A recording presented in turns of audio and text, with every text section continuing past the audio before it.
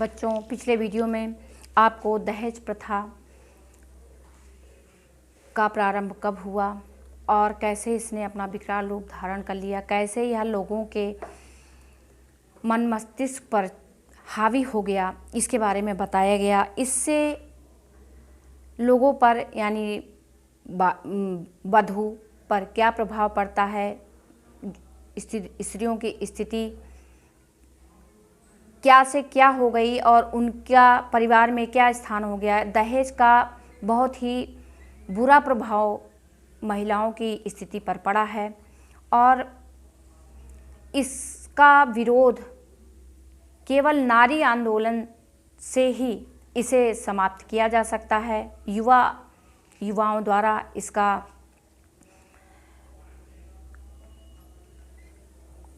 विरोध करने पर इसे समाप्त किया जा सकता है। फिर भी सरकार द्वारा इसे समाप्त करने के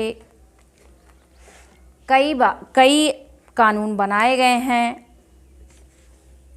फिर भी यह पूरी तरह से लागू नहीं किया जा सकता, क्योंकि हमारे समाज में ही लोग दहेज के लोभी हैं, जो ना देने वाले सामने आना चाहते हैं और ना ही दहेज को लेने वाले सामने आना चाहते हैं। बच्चों, इसके लिए समाज में स्थित प्रत्येक व्यक्ति को इसका विरोध करना पड़ेगा। दहेज प्रथा को समाप्त करने के लिए सरकार को कठोर कानून बनाने चाहिए और उसका कठोरता से पालन भी करना चाहिए और पालन करने के लिए उचित व्यवस्था करनी चाहिए और इसका उल्लंघन करने वाले को कठोर दंड देना चाहिए। 1961 में विवाह अधिनियम के अंतर्गत दहेज निरोध अधिनियम भी बनाया गया, जिसमें कई नियम दिए गए। जैसे सबसे पहला इसमें नियम यह था कि विवाह के पूर्व या विवाह के पश्चात कन्या पक्ष से यदि वर पक्ष को कोई भी महंगी वस्तु, धन या अन्य कोई महंगा उपहार दिया जाता है तो वह दहेज माना जाएगा।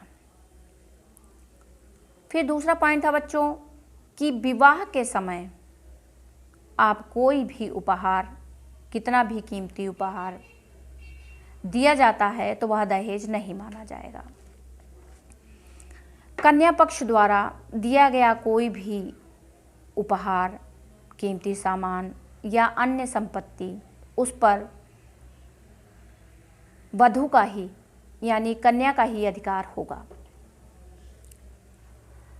दहेज देने से संबंधित या लेने से संबंधित किया गया कोई भी समझौता कानूनी नहीं माना जाएगा। और बच्चों, दहेज से संबंधित किसी भी केस की सुनवाई प्रथम श्रेणी का मजिस्ट्रेट ही करेगा।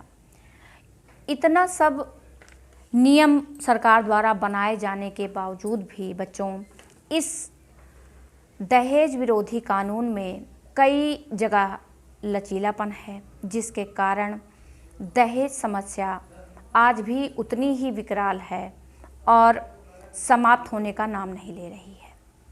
सबसे पहला तो इसमें यह कहा गया है कि दहेज के समय विवाह के समय दिया गया कोई भी कीमती सामान, वस्तु, धन उपहार ही माना जाएगा।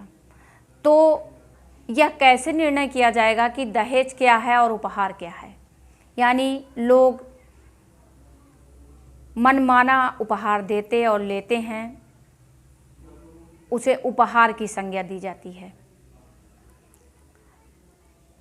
इसके बाद बच्चों एक चीज़ और इसमें कही गई थी कि यदि आपको दहेज संबंधी कोई भी शिकायत करनी है लेने या देने के विषय में, तो आपको लिखित इसकी शिकायत दर्ज करवानी होगी।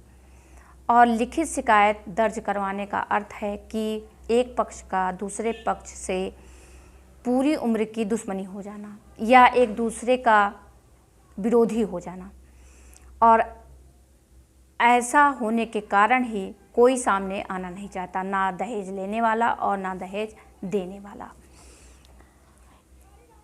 इस अधिनियम के अंतर्गत दहेज में कोई भी व्यक्ति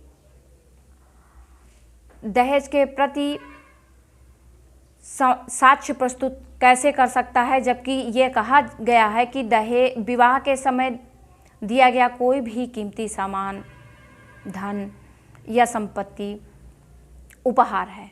तो यह सिद्ध कर पाना ही असंभव है कि दिया गया धन दहेज है या उपहार। तो बच्चों, नियम और कानून को पारदर्शिता लाने की आवश्यकता है और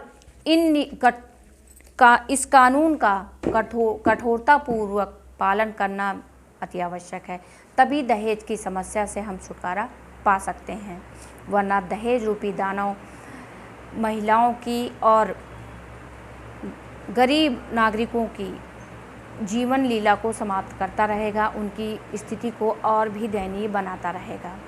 बच्चों, आज आपका यह चैप्टर समाप्त हो गया है। आगे के वीडियो में आपको अगला चैप्टर पढ़ाया जाएगा। Thank you.